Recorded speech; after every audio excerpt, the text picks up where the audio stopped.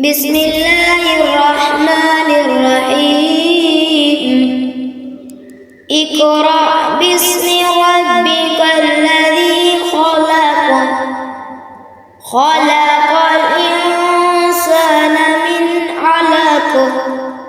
اقرأ وربك الأكرم الذي علم بالقلم علم الإنسان ما لم يعلم كلا إن الإنسان ليطغى أن رآه استغنى إن إلى ربك الرجعى أرأيت الذي ينهى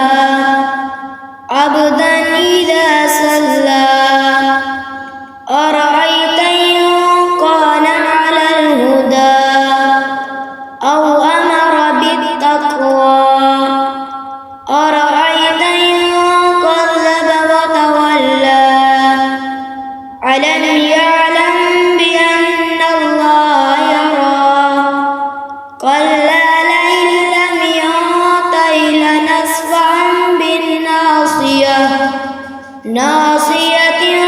كاذبة خاطئة فليدع ناديه